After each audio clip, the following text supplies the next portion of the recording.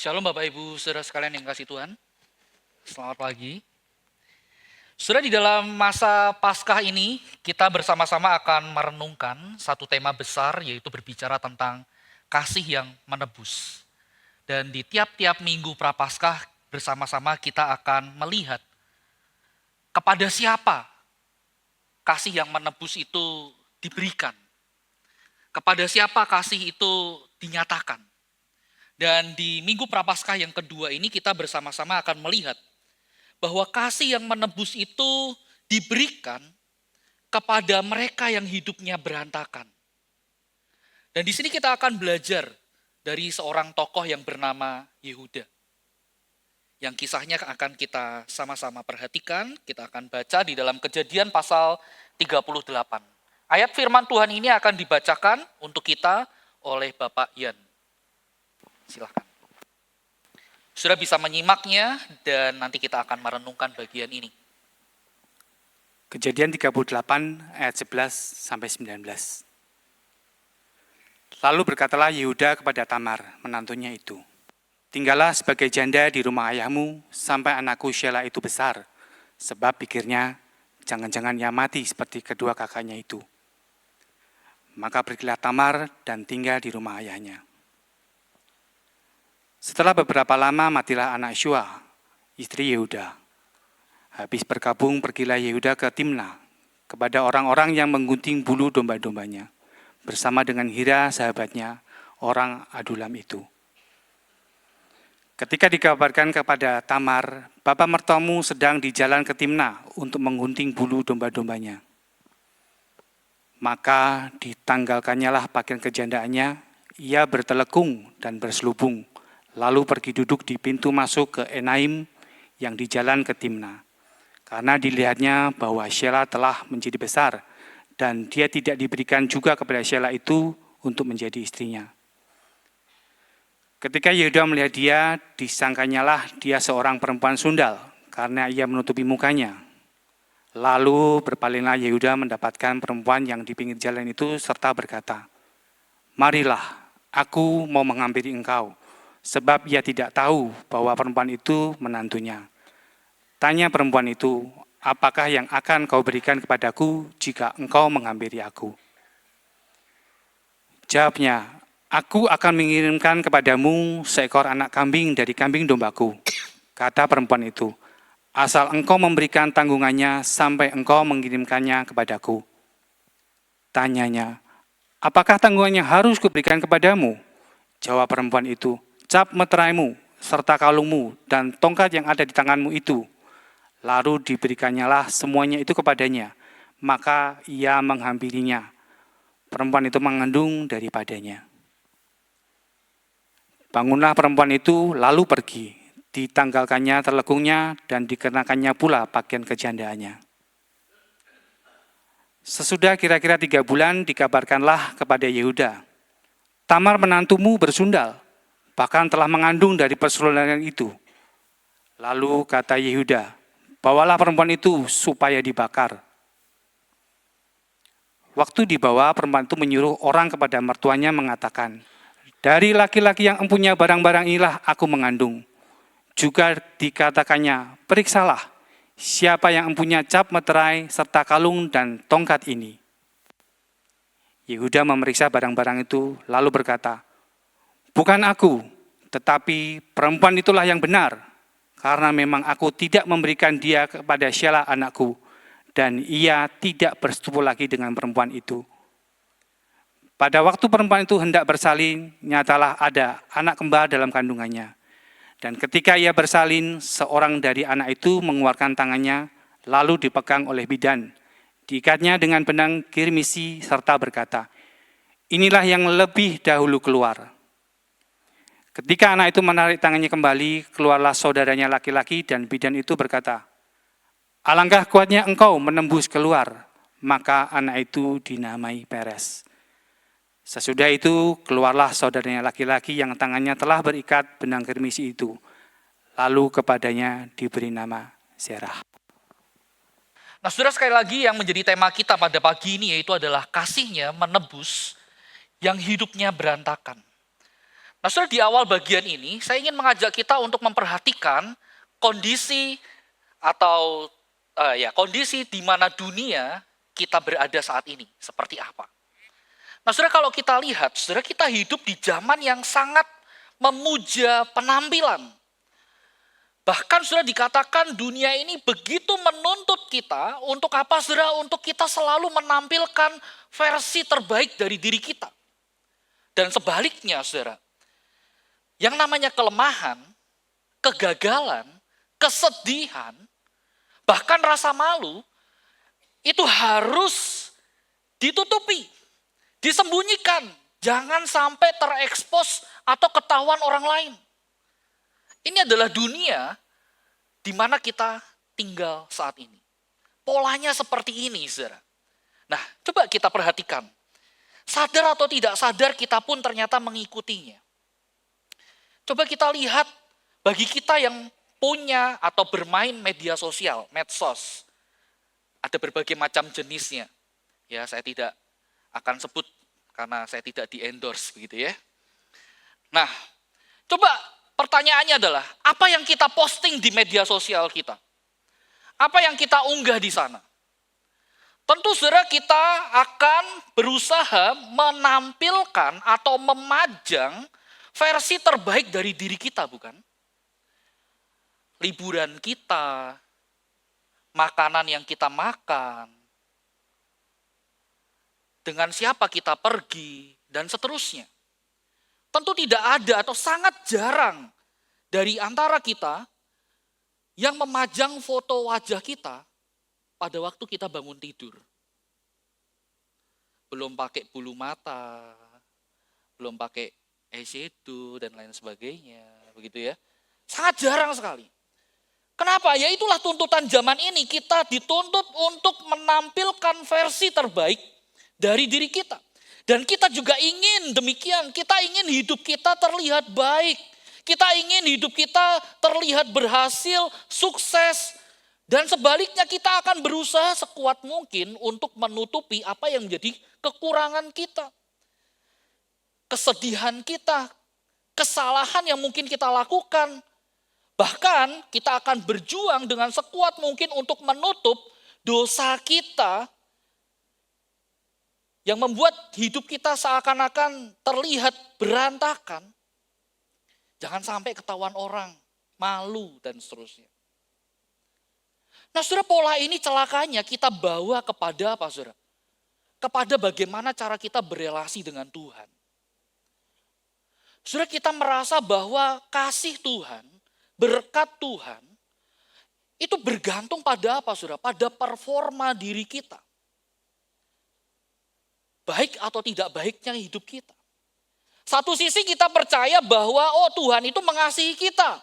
Tuhan mengasihiku, tetapi di dalam hati kita, seringkali saudara, hati kita menaruh curiga, hati kita seringkali menaruh ketakutan. Bagaimana kalau Allah tahu, bagaimana kalau Tuhan tahu dosa-dosaku? Apakah Tuhan masih mengasihiku? Apakah berkatnya masih ada untukku? Kita menaruh rasa curiga itu kepada Tuhan. Saudara, tanpa sadar akibatnya apa, saudara? Tanpa sadar engkau dan saya, kita bisa hidup, kita bisa terjebak di balik apa? Di balik topeng-topeng rohani yang kita kenakan. Kita melakukan aktivitas atau rutinitas agamawi kita. Kita memperjuangkan itu, jangan lupa. Harus berdoa, jangan lupa saat teduh, jangan lupa pelayanan, jangan lupa datang ibadah dan seterusnya. Tapi kita lakukan itu dengan satu maksud apa, saudara? Kita sedang menampilkan performa kerohanian kita yang baik di hadapan Tuhan. Agar kita terlihat saleh, agar kita terlihat benar di hadapan Tuhan dan di hadapan orang lain. Saudara, ini pola yang tanpa sadar kita hidupi. Kita melakukan segala aktivitas rohani kita supaya kita terlihat baik dan saleh. Nah, saudara, kalau kita melihat firman Tuhan secara khusus ketika kita melihat Injil. Misalnya, saudara, ketika itu berbicara tentang silsilah Yesus Kristus dalam Matius pasal 1. Saudara, kita akan menemukan di bagian ini sesuatu yang begitu mengejutkan kita. Kenapa? Karena ternyata di dalam silsilah Yesus itu terdapat banyak orang yang penuh dengan masalah dan aib. Bahkan saudara kalau kita melihat, setiap nama itu membawa beban dosa dan rasa malu. Ternyata orang-orang yang ada di garis silsilah dari Yesus Kristus bukanlah orang sempurna, orang yang baik-baik saja hidupnya yang saleh dan seterusnya. Nah, tetapi saudara, menariknya, Tuhan tidak malu. Yesus tidak malu mengkaitkan dirinya dengan mereka yang penuh dengan aib ini. Yesus tidak menghapus nama-nama itu. Yesus tidak menyembunyikan kisah yang memalukan dari diri mereka. Saudara, Yesus tidak menghindari kisah hidup yang penuh dengan aib dan berantakan. Sebaliknya, saudara, kita melihat Yesus justru dengan sengaja mendatangi aib manusia untuk mengungkapkan kasih karunia-Nya. Di sini, saudara, kita melihat satu kebenaran, kabar baik untuk kita. Yesus datang bukan hanya untuk mereka yang hidupnya tampak bersih, tampak baik-baik saja. Tetapi Yesus datang menjumpai orang-orang yang sungguh-sungguh berdosa. Dan hari ini kita mau melihat salah satu kisah yang paling jelas yang menggambarkan kebenaran ini, yaitu kisah Yehuda dan Tamar. Dan saya ingin saudara mengajak saudara untuk masuk di dalam kisah hidup mereka.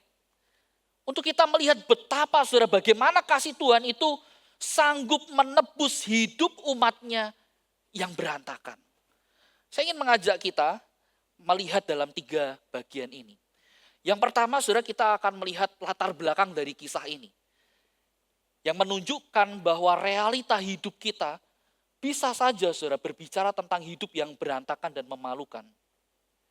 Namun di tengah hidup yang berantakan dan memalukan itu, kita melihat bahwa ternyata Tuhan terus dan tetap bekerja. Meski di tengah kekacauan, Tuhan tidak berhenti bekerja. Tuhan tetap bekerja.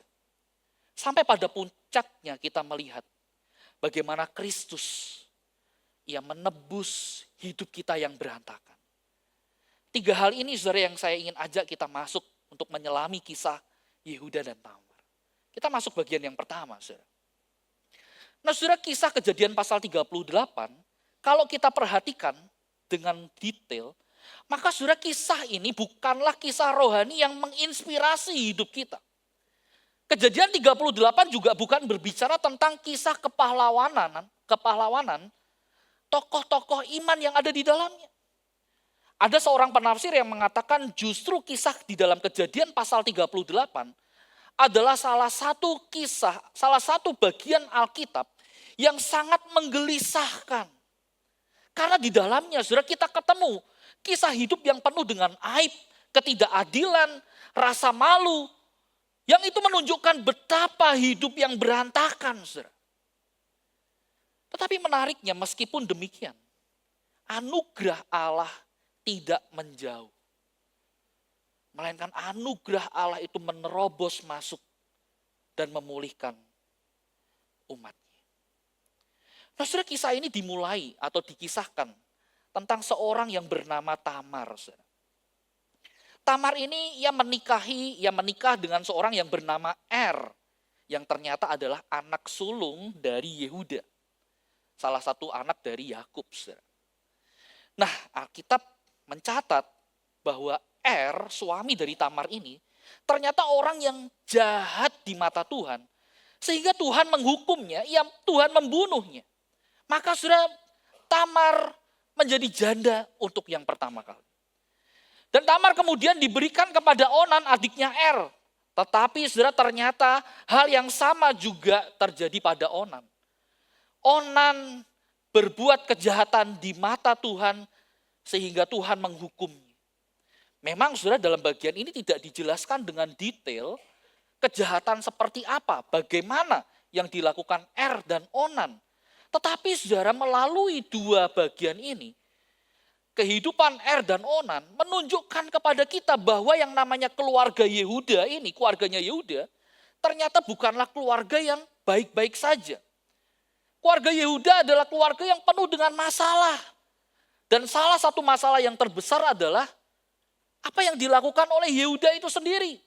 Ketika melihat Er dan Onan, anak-anaknya hidupnya berantakan, hidupnya berbuat kejahatan. Tetapi apa yang dilakukan oleh Yehuda? Yehuda membiarkan mereka. Yehuda tidak mendidik mereka. Yehuda tidak mengarahkan hidup anak-anaknya. Ia mendiamkan begitu saja. Anak-anaknya berbuat kejahatan.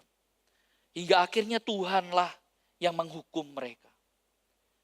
Nah, di sini sudah kita melihat 2 kali suami Tamar meninggal dan 2 kali Tamar menjadi janda. Nah, sudah menjadi janda pada zaman itu membuat keadaan Tamar begitu rentan, begitu rapuh. Kenapa? Karena dalam budaya pada saat itu, status janda itu bukan hanya berbicara tentang kehilangan pasangan, tetapi juga berbicara tentang hilangnya jaminan untuk memiliki keamanan, jaminan akan ekonomi masa depan yang pasti. Bahkan tidak jarang seorang janda yang tidak mempunyai anak, mereka dianggap sebagai apa? Orang-orang yang kena kutukan dari Tuhan. Hidup mereka penuh dengan aib.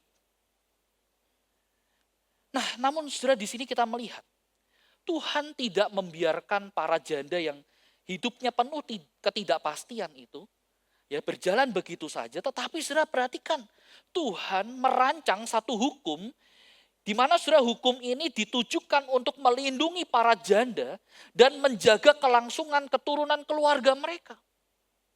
Ini adalah cara Tuhan memelihara mereka.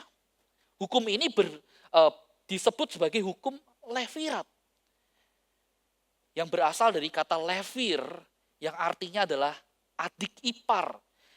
Nah, dalam konteks ini ketika Tamar menjadi janda dari Er, maka ia diberikan kepada adiknya Er, yaitu Onan.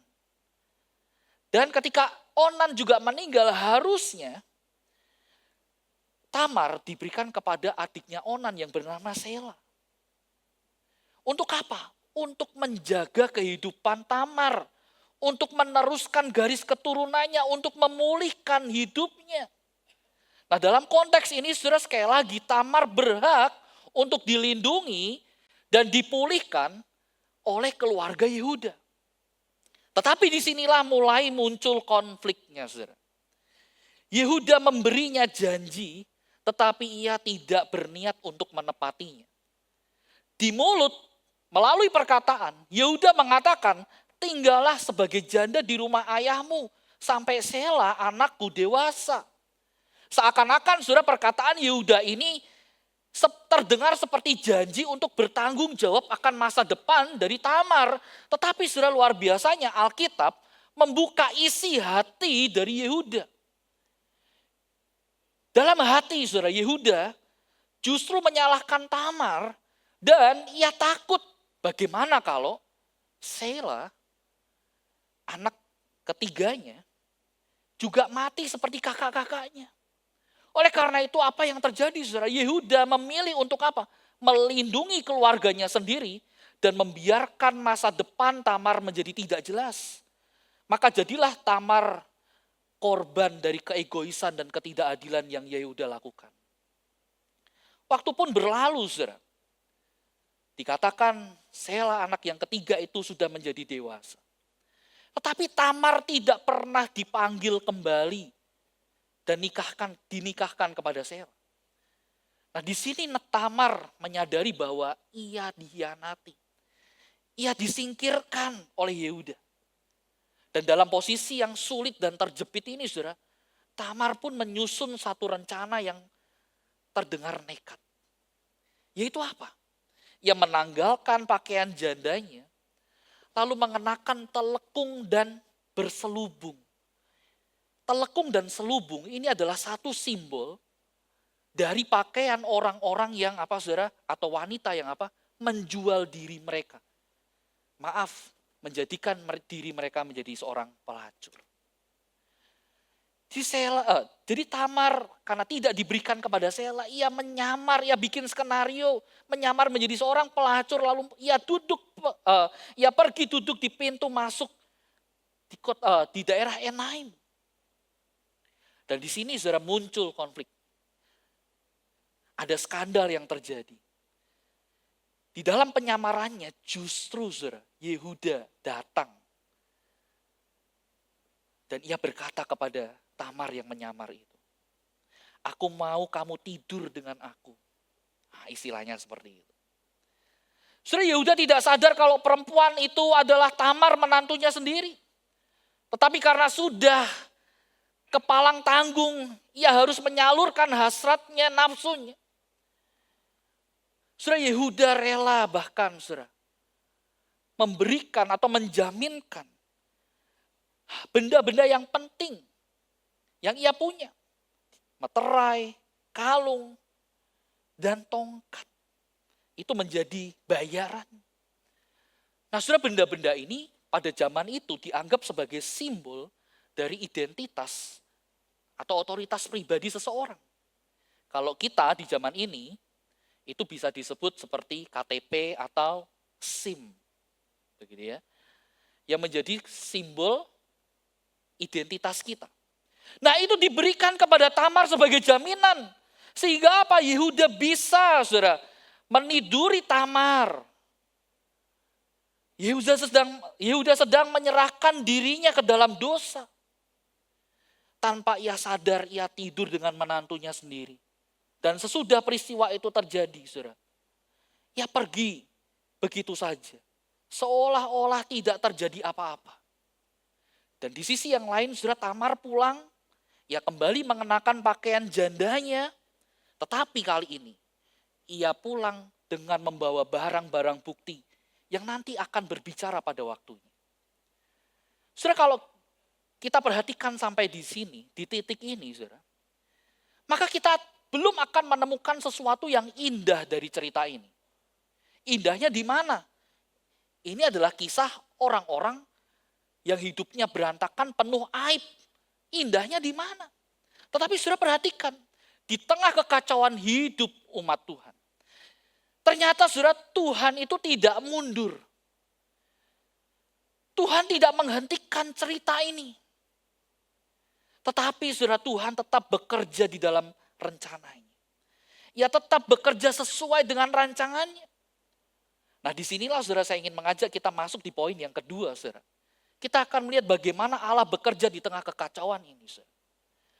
Nah, saudara, dikatakan setelah 3 bulan dari peristiwa itu ketika Yehuda meniduri Tamar, saudara, Yehuda menerima kabar bahwa Tamar menantunya telah berzinah dan akibatnya apa? Saat ini ia mengandung.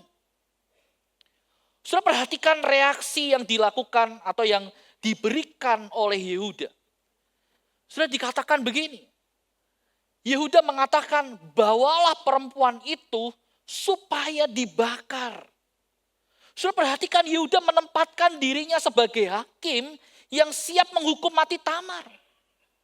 Tentu kita bertanya, kenapa reaksinya begitu keras, begitu kejam?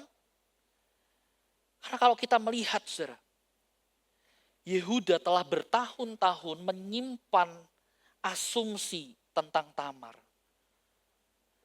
Yehuda menganggap bahwa kematian anaknya, yaitu dan Onan, itu diakibatkan kenapa, saudara? Diakibatkan karena Tamar. Yehuda menganggap bahwa Tamar ini adalah kutukan di dalam keluarganya. Ia menjadi aib di tengah keluarganya yang membuat dan Onan anaknya mati. Yehuda menutup pintu kebenaran yang menunjukkan bahwa penyebab kematian dan Onan adalah kejahatan mereka sendiri. Makanya saudara, ketika mendengar Tamar hamil karena berzina, Yehuda merasa di atas angin. Yehuda merasa bahwa kecurigaannya benar. Tuh kan benar, dan Onan mati ini gara-gara kelakuan Tamar. Tamar ini aib. Tamar ini kutukan di tengah keluargaku. Sekarang lihat buktinya. Ia berzina. Ia hamil karena perbuatan zina itu. Kecurigaan Yehuda seolah-olah terbukti benar. Sudah dalam bagian ini kita melihat Yehuda ternyata lebih mudah memilih menjadikan Tamar sebagai kambing hitam. Nah, saudara, sampai di sini saya ingin mengajak kita untuk merenungkan. Apa sesungguhnya yang Alkitab hendak sampaikan melalui bagian ini? Saudara sekalian, kasih Tuhan, Alkitab mengekspos kejahatan kita, kejahatan hati manusia. Alkitab mengekspos kenyataan pahit ini, saudara, bahwa ternyata jauh di dalam hati kita selalu merasa diri benar. Hati manusia itu selalu merasa diri benar dan suka menyalahkan orang lain. Inilah yang selalu menjadi kecenderungan dari hati kita. Saudara, betapa mudahnya kita melihat dosa orang lain, kekurangan orang lain, kelemahan orang lain. Kita lebih mudah untuk mengkritik orang lain dengan alasan apa? Memberikan masukan, memberikan saran. Tetapi sesungguhnya dari motivasi kita, dari dalam hati kita seringkali apa? Tercermin bahwa kita akan lebih mudah untuk melihat dosa orang lain, kekurangan orang lain. Tetapi sulit untuk melihat dosa diri kita sendiri. Kekurangan diri kita sendiri. Kelemahan diri kita sendiri. Kita bisa saja seperti Yehuda yang keras kepada orang lain, tetapi kita lunak dan penuh kompromi terhadap diri sendiri. Saudara, kalau kita mau jujur, itulah wajah kita.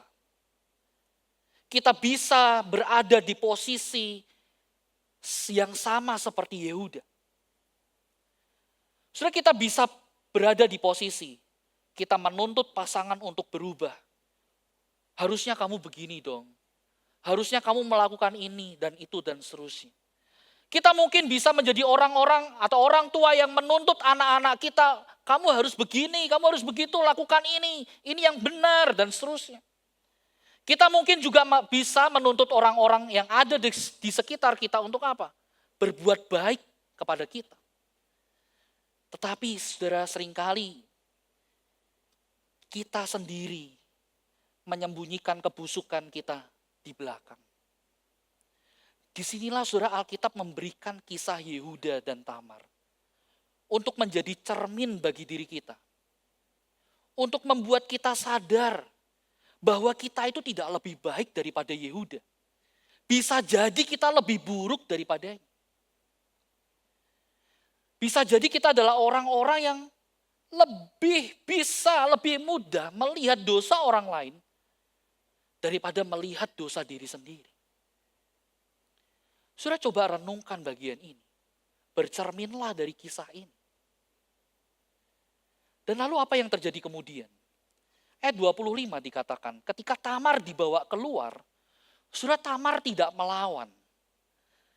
Tetapi ia hanya berkata, periksalah siapakah yang empunya cap, meterai, kalung, dan tongkat ini. Saudara, kata periksa di sini, itu berbicara tentang apa? Kenalilah, akuilah, barang-barang ini punya siapa. Nah saudara, di momen ini, Allah bekerja. Allah bekerja melalui benda-benda ini. Dan Allah bekerja melalui pertanyaan Tamar. Untuk apa saudara? Untuk menegur diri Yehuda. Untuk menunjukkan dosa-dosa Yehuda. Seakan-akan saudara, Allah berkata kepada Yehuda, Yehuda, kamu kenal gak sama dosamu? Kamu kenal gak? Kamu ingat gak dengan hawa nafsumu? Kamu tahu gak kemunafikanmu? Kamu tahu gak ketidakadilanmu? Kamu merasa gak kebusukan hatimu? Kebencianmu yang sampai-sampai ingin membakar hidup-hidup menantumu sendiri. Kenapa hatimu begitu busuk? Sudah melalui perkataan ini, Allah menegur, membuka hati Yehuda lebar-lebar. Dan di dalam satu momen ini, saudara, semua pembenaran diri Yehuda, topeng yang ia pakai selama ini, yang menunjukkan bahwa dia adalah orang yang benar, akhirnya hancur. Dan di ayat yang ke-26, tercatat respon Yehuda yang sangat penting, di mana Yehuda berkata, bukan aku, tapi perempuan itulah yang benar. Oh saudara, ini bukanlah sekedar pengakuan, tetapi ini adalah kehancuran dari ego Yehuda. Yehuda akhirnya melihat bahwa selama ini ia bukanlah orang yang benar, tetapi orang yang berdosa. Ia ingin mempermalukan Tamar, tetapi justru sekarang ia dipermalukan oleh kebenaran itu sendiri. Saudara, Tuhan memojokkan Yehuda untuk memperlihatkan bagaimana kebusukan hatinya, kebobrokan hatinya, keberdosaan hatinya. Dan di titik inilah saudara, Yehuda mengalami pertobatan. Ia tidak lagi menyalahkan orang lain. Ia tidak lagi menganggap diri yang paling benar. Ia tidak lagi menganggap diri yang paling suci. Tetapi ia mulai mengaku dosanya. Saudara, disinilah kita melihat kebenaran yang penting bahwa Allah itu tidak menunggu sampai Yehuda menjadi orang yang benar, lalu mulai bekerja dalam hidupnya. Justru sebaliknya, saudara. Allah seringkali bekerja, menyingkapkan dosa, bukan untuk menghancurkan. Bukan untuk menghancurkan kita, tetapi apa saudara, sesungguhnya untuk meruntuhkan kesombongan diri kita yang seringkali kita merasa saya benar, orang lain salah. Apa yang saya lakukan ini yang paling benar. Kenapa saudara? Karena seringkali sebelum Allah memulihkan hidup seseorang, Allah lebih dulu membongkar rasa kita paling benar di hati kita. Seorang pernah mengatakan begini, saudara, kebangunan rohani itu terjadi ketika kita sadar bahwa kita tidak lebih baik. Bahkan kita bisa lebih buruk daripada orang-orang yang selama ini kita hakimi. Ketika kita sampai pada pemahaman yang seperti ini, saudara, maka disinilah kita akan mengalami yang namanya kebangunan rohani. Tuhan akan memulihkan hidup kita. Dan itulah yang terlihat di dalam kehidupan Yehuda. Buah pertobatan itu terlihat. Saudara, kalau kita meneruskan pembacaan kita, di dalam Kejadian pasal 44, kita akan menemukan ada satu kisah yang menarik. Yaitu tentang Yehuda dan saudara-saudaranya ketika mereka mencari makan di Mesir, di tanah Mesir, ternyata mereka ketemu dengan adik mereka yang bernama Yusuf. Yang pada waktu itu mereka jual, dan Yusuf ternyata menjadi penguasa di Mesir. Pada waktu itu Yusuf ingin menawan atau menjadikan Benyamin sebagai jaminan untuk membawa Yakub ke Mesir. Sudah perhatikan apa yang dilakukan oleh Yehuda. Yehuda rela menawarkan dirinya sebagai pengganti Benyamin. Sebagai jaminan. Sudah perhatikan bagian ini. Dari orang yang dulunya suka menindas, orang yang suka menyalahkan, orang yang berbuat tidak adil, orang yang egois, Yehuda kini menjadi orang yang rela berkorban. Ia rela bertanggung jawab. Sudah perubahan ini tentu bukanlah satu perubahan yang terjadi secara instan. Dan seringkali sudah proses yang Tuhan lakukan di dalam hidup umatnya tidaklah selalu berbicara tentang proses yang instan. Ketika Tuhan membentuk hidup umatnya, tidak jarang saudara itu melalui cara-cara yang tidak mengenakkan. Tidak nyaman untuk kita. Terkadang proses Tuhan itu begitu menyakitkan. Bahkan mungkin saja memalukan. Tetapi justru di titik itulah ketika kita mau ikut proses Tuhan, kita mau dibentuk oleh Tuhan, meskipun tidak nyaman, meskipun tidak mengenakkan, menyakitkan, justru disitulah saudara kita akan menemukan kasih karunia Tuhan. Kasih karunia yang mampu memulihkan hidup kita yang berantakan. Oleh sebab itu saudara kita bisa melihat aplikasinya untuk kita. Bahwa Allah tidak hanya bekerja melalui hidup yang rapi dan benar. Tetapi saudara kasih-Nya berlimpah. Tetap ada. Justru di tengah hidup yang berantakan. Saudara, Allah seringkali menyingkapkan dosa dalam hati kita. Bukan untuk menghancurkan kita. Tetapi untuk membawa kita kepada pertobatan. Ia ingin meruntuhkan kesombongan. yang membuat kita merasa saya benar, orang lain salah, untuk memulihkan jiwa kita. Oleh karena itu, saudara, jika hari ini Tuhan menegur kita, Tuhan menunjukkan, mengekspos hati kita,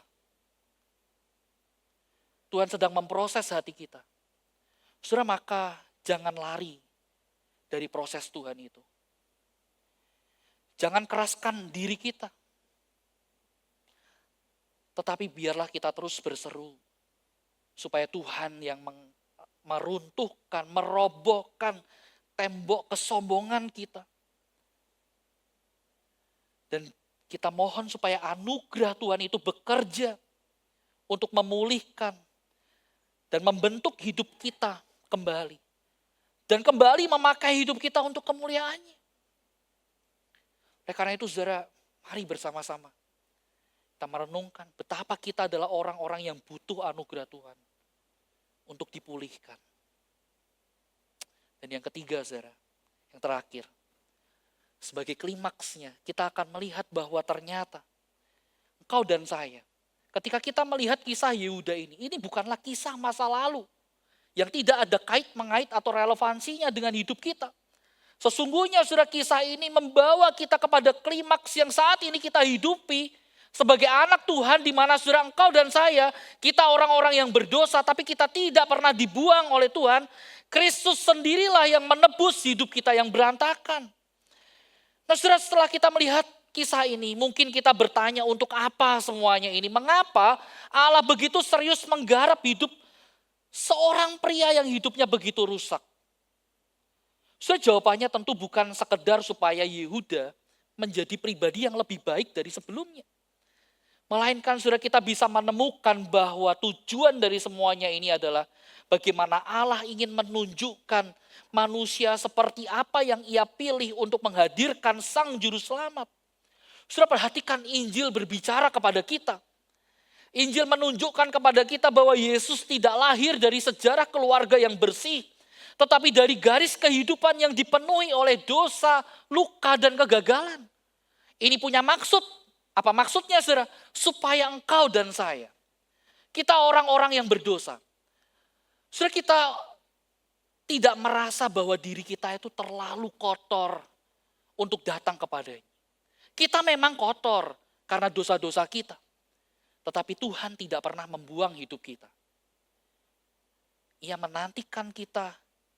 Ia bahkan mau mendekat dan mendekap hidup kita.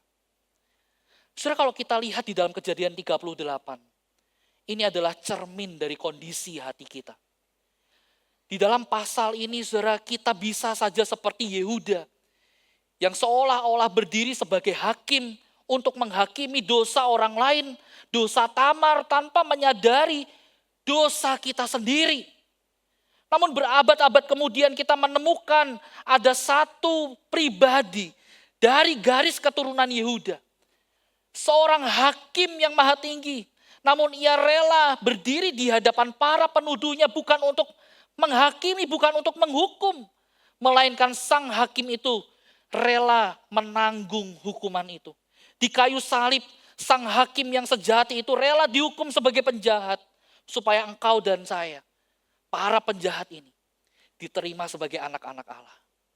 Saudara, kalau kita melihat di dalam Kejadian pasal 38, Yehuda, yang juga adalah kita, seringkali kita ingin mencelakakan orang lain, kita punya motif yang jahat terhadap orang lain. Yehuda hampir membakar Tamar demi menyelamatkan reputasinya. Tetapi sudah kita melihat Injil berbicara Yesus yang rela kehilangan kehormatan di hadapan Bapa untuk menanggung murka Allah demi engkau dan saya. Yehuda rela menyerahkan identitasnya di dalam dosa, tetapi Injil menunjukkan kepada kita bahwa Yesus rela menyerahkan nyawanya untuk menggantikan kita. Dan bahkan Yesus mau memulihkan identitas kita yang rusak. Nah, saudara sekalian kasih Tuhan, Injil bukan sekedar kisah manusia yang berubah. Dulu jahat, kini menjadi baik. Injil menunjukkan kepada engkau dan saya bahwa Allah sendiri yang turun tangan menyelamatkan manusia yang tidak mampu menyelamatkan dirinya sendiri. Dan disinilah Injil menjadi sangat pribadi untuk kita. Karena Injil menunjukkan dua kebenaran. Satu sisi, kita adalah orang-orang yang berdosa. Dan dosa kita adalah dosa yang sangat serius di hadapan Tuhan. Tidak ada dosa besar, tidak ada dosa kecil. Di hadapan Tuhan, setiap dosa dipandang serius. Tetapi sudah perhatikan, di sisi yang lain, salib juga menunjukkan kepada kita bahwa kasih karunia-Nya jauh lebih besar daripada dosa-dosa kita. Injil tidak berkata, rapikan dulu hidupmu, baru datang. Melainkan Injil berkata kepada kita, datanglah apa adanya. Dan aku akan memberikan hidup yang baru. Sudah di tangan Tuhan hidup yang berantakan tidak dibuang. Melainkan dipulihkan dan diarahkan kembali kepada tujuan Allah. Saudara, mungkin saat ini kita hidup dengan bayang-bayang penyesalan. Mungkin di dalam hati kita tersimpan rasa bersalah. Rasa malu karena kegagalan kita. Yang kita merasa tidak mungkin kita bisa perbaiki. Mungkin saat ini kita hidup di dalam luka yang belum sembuh. Luka yang masih kita rasakan begitu menyakitkan. Tetapi kita terus tekan, kita terus sembunyikan. Jangan sampai orang lain tahu. Karena kalau tahu, wah malu, saudara. Tapi saudara perhatikan. Dengarlah Injil ini baik-baik. Jika Allah sanggup menenun kisah Yehuda dan Tamar, masuk di dalam rencana keselamatannya, maka saudara tidak ada dari bagian hidup kita yang kita rasakan ini terlalu rusak. Tidak mungkin bisa pulih, tidak mungkin bisa sembuh. Tidak mungkin Tuhan mau menebusnya. Saudara tidak, saudara. Oleh karena itu kita perlu mengkhotbahkan Injil dalam hati kita setiap hari. Kita memang berdosa, kita memang tidak layak. Tetapi Tuhan tidak pernah membuang hidup kita. Tuhan tidak pernah menyingkirkan kita. Tuhan tidak malu untuk menyelamatkan hidup kita. Di salib, Ia bukan hanya menanggung dosa kita, tetapi juga rasa malu kita. Supaya kita tidak lagi hidup dengan perasaan berat, beban yang berat, dengan penyesalan, rasa bersalah. Kita memposisikan diri sebagai seorang terdakwa, tetapi saudara, di salib itu Tuhan memberikan kita pemulihan. Engkau dan saya diterima sebagai anak-anak Allah sepenuhnya. Oleh karena itu saudara, respon Injil.